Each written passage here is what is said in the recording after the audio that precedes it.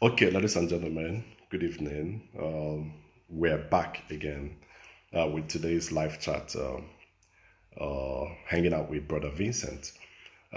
We have been here before now and we had a technical hitch, but we're back and we're back for good.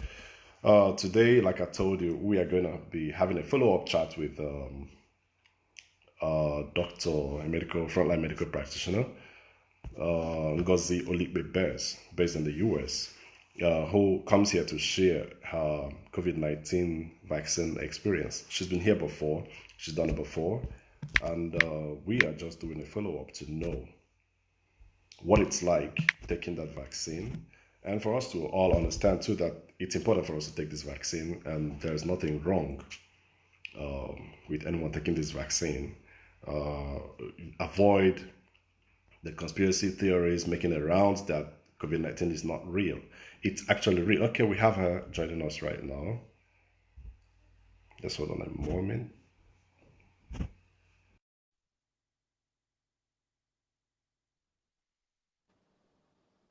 Okay. So here we go. We have our special guests, Ngozi Oluikpe Baez, here with us. You're welcome, Doc, all the way from the US. Thank you for having me. You're looking great. It's almost 2 months since the last time we had our last conversation on this platform. You're looking great and in good health, confirming the fact that the vaccine, COVID-19 vaccine, is actually harmless and does nothing to anyone who's taking it, right? Well, and yes. I mean, you will have your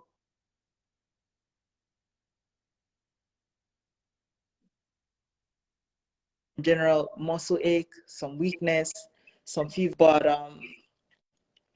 that's as much as it should go. Nothing more. And that's what people have experienced. The second, now, the vaccine that I took is the Moderna.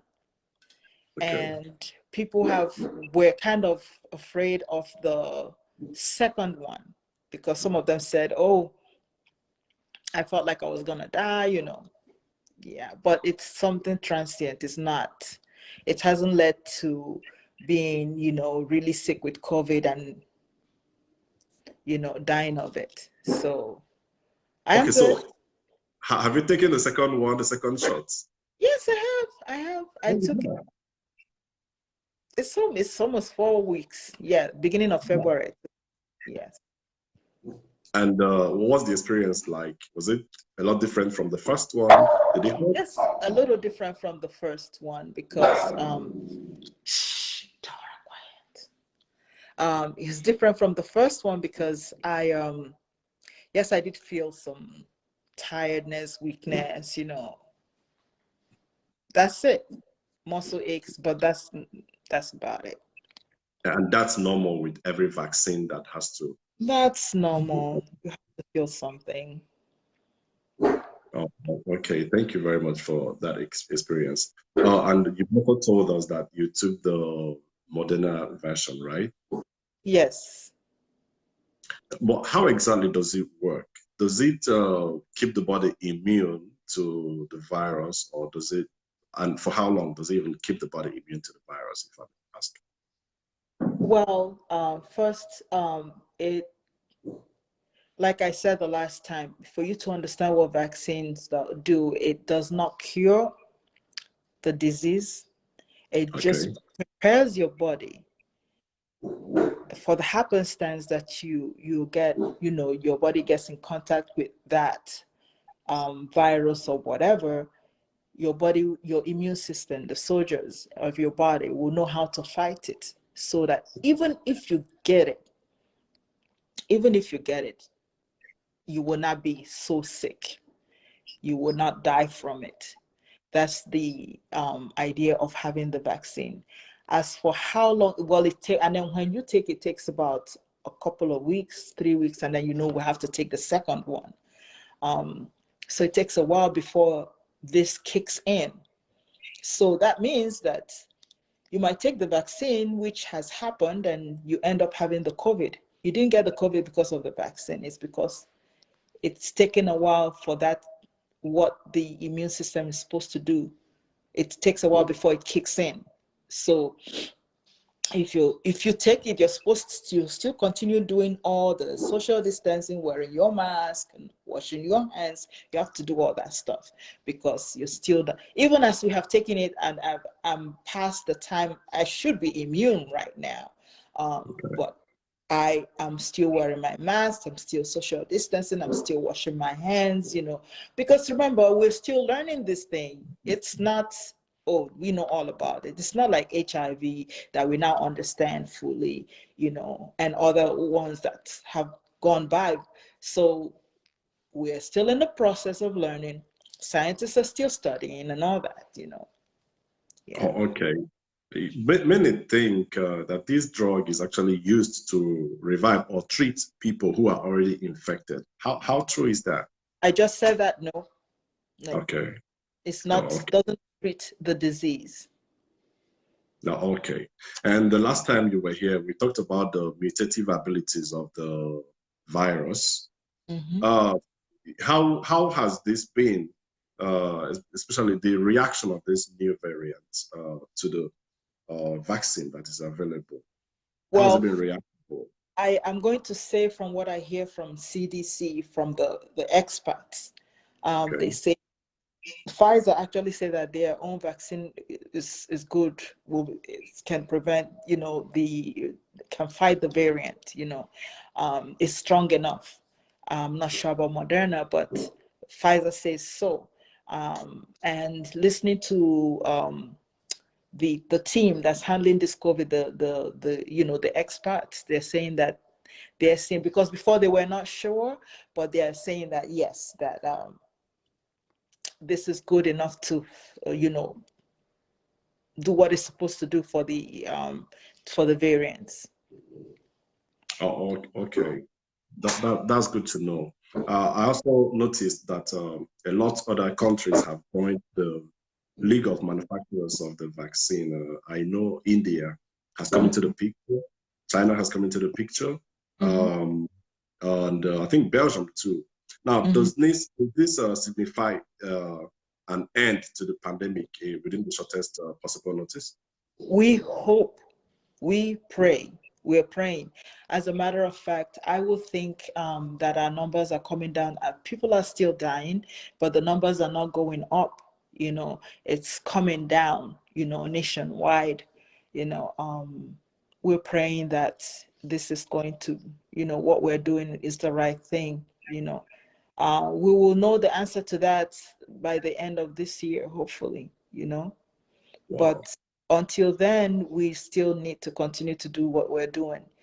But thank God for human beings are just the most resilient, creation, on earth, because whatever you throw at them, they find ways to survive. They say necessity is the mother of invention.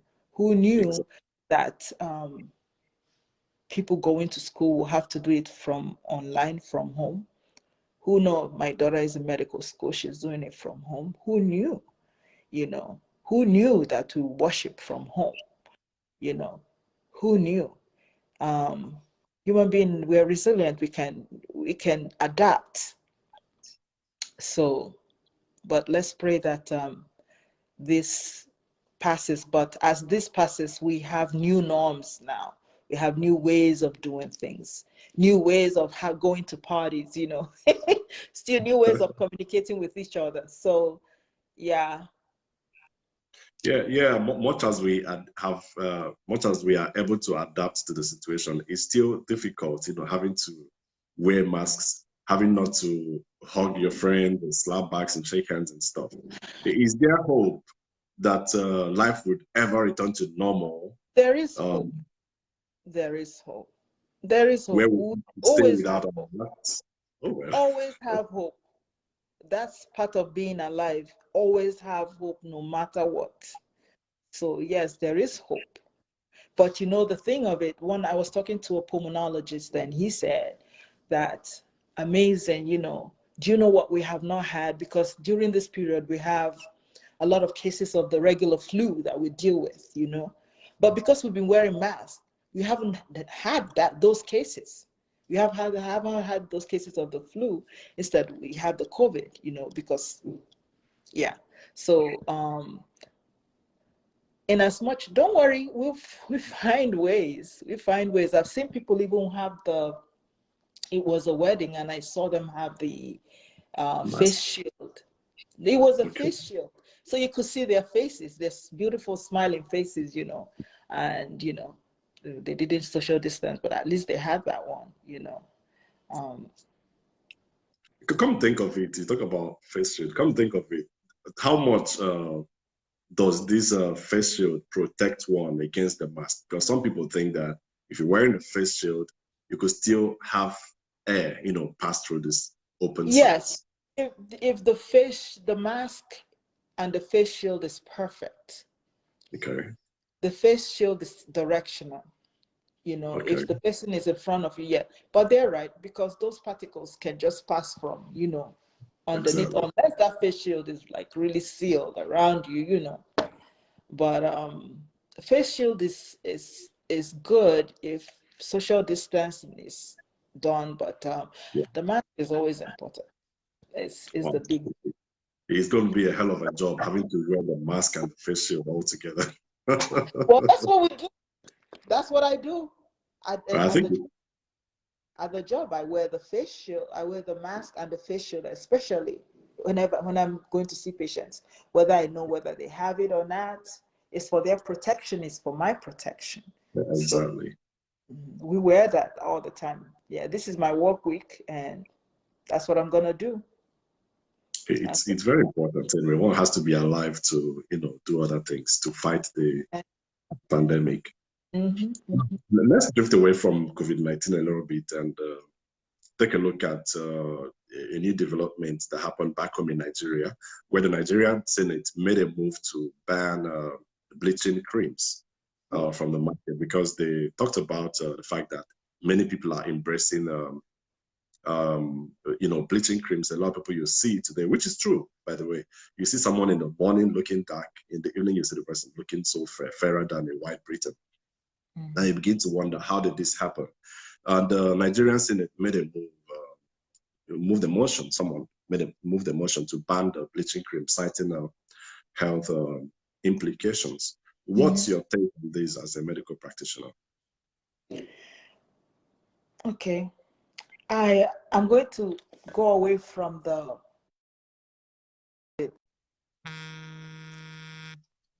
social aspect, then I will delve into the professional aspect of it. One, what is, you can only band-aid something, and that's what they're doing right now. Because they ban it, they still do it, they'll still find ways to do it illicitly. It's still going to happen, and it's even going to be worse, right? Because when you ban something, it's no longer legal, they're now going to do it illegally, even more illegally, and now everything I'm sure it's going to be worse. That's number one. Number two, one thing I have to say, why are people bleaching? Why are we bleaching? You're opening up Possibly to enhance their looks. Pandora's box. So what is that saying? That dark skin is not beautiful? Is that you're admitting that dark skin is not beautiful? When men prefer to marry lighter skin, I saw that happen a lot. The lighter skin was beautiful, the lighter skin, oh, beautiful, beautiful, beautiful. The dark skinned lady had to be drop dead gorgeous before that was, but I always the light skin. So do you blame them for everybody running into bleaching? Until that mindset is changed, it's not going to stop. It's not going to stop. Now, let's talk about it professionally. Professionally, it's unhealthy to do. I've always thought about people that do it long term, what happens to the skin, you know. Now I have to do my research on my own thought about that, you know. But what I did find out is that the chemicals that are involved in making this bleaching cream, the one that seems to be okay, that has not caused but can cause harm, is the inorganic mercury. It's in that bleaching cream. But they found cases here in the US where a lady was using this bleaching cream twice a day from Mexico. And she came in with neurological symptoms. Wow. Basically, this thing went into her system and started damaging her central nervous system. So she now started having blurred vision, weakness of the arms, weakness of the legs, you know. They've had some that could not speak, you know. Those are serious. Those are serious effects from using bleaching cream. Remember, you're not ingesting it. It's not being ingested, but your skin is porous. So the skin is absorbing the chemicals, right? That goes into your system. Wow. She, for 7 years, and she came with all these neurological symptoms. Of course, they're gonna scan the head, thinking it's a stroke, or you know, there's a tumor or whatever. It was none of that, and then they do blood work, and somebody who is right thinking checked for mercury, and there's large amount of mercury in the blood system. Wow. In the blood. So that's one of what I am seeing and hearing, you know, about how detrimental it can be to the health of those that do it. So you see what I'm saying? Now, if you make something that was easily accessible, you know, they can get the good one. Now, if you make it inaccessible, if you make the good ones inaccessible, guess what? The bad ones are going to abound, and you don't know what it was made with. They're gonna snuggle it like cocaine. Exactly. From where, you know, and what's gonna happen? So I don't think that's the route, you know. What I'm thinking is more of, we need to re-educate ourselves from the roots, because we have other issues for us. I have a lot to say. We need to re-educate ourselves and love ourselves. The color that God gave us, you know. I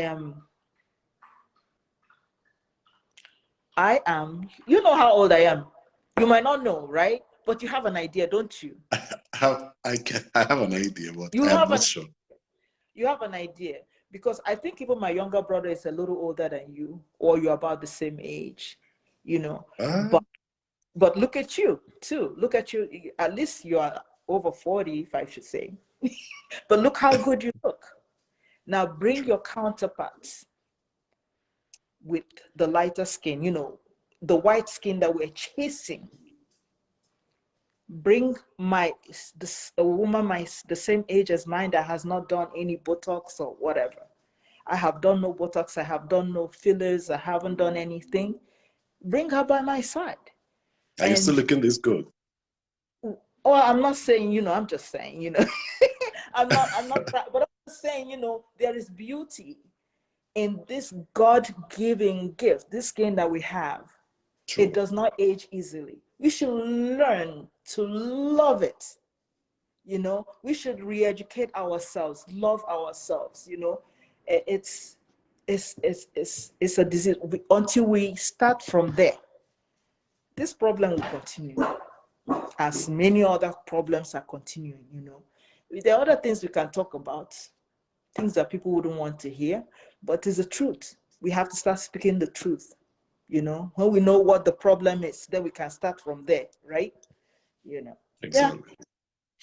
Well, I want to thank you very much. I know that Yes, this is a very deep topic that if we have to keep digging and digging, we're going to dig out a whole lot of shocking facts about bleaching. Maybe we'll talk about that in future. Let's see how that bill goes at the Nigerian Senate. They're still pushing it, and they may eventually pass it and make it into law. But I think a lot of people need to get a little more enlightenment on this. You made a good point when you talked about the essence of our black skin. Yes, I'm proud of my black skin. I'm sure you are Yes. too, because you've always been this way ever since I knew you. So it's very important for us all to pay attention to this. We'll come back to this. We'll talk about this maybe sometime in the future. But I want to thank you very much. It's always a delight talking with you. You always come up Thank you with, for having me. you know, Thank you for having me. very serious Anything issues. we need to educate our community, Oh, seriously. yes, we do. Anytime. Thank Thank you very you. much for your time. All right. And I look forward to having another explosive chat with you, especially on this on health matters. Thank you very much Yeah, thank and you enjoy your too. day. You Okay, too. bye. Bye.